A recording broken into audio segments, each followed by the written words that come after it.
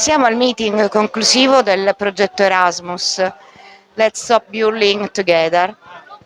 Il progetto è durato tra momenti di gloria e momenti di stasi per 3 anni, dal 2018 al 2021, e prevede 6 nazioni che finalmente siamo riusciti ad avere qui a conclusione delle varie azioni progettuali.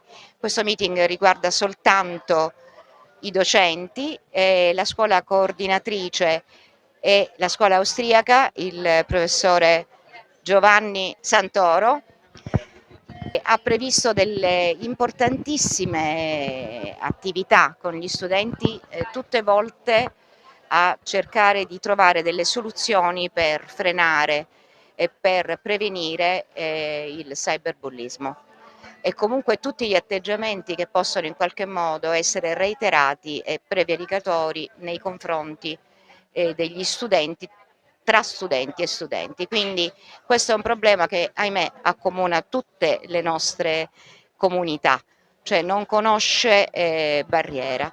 Ecco perché questa progettazione ha voluto trovare delle soluzioni e ha prodotto sia un manuale sia un ebook che saranno poi oggetto di pubblicazione.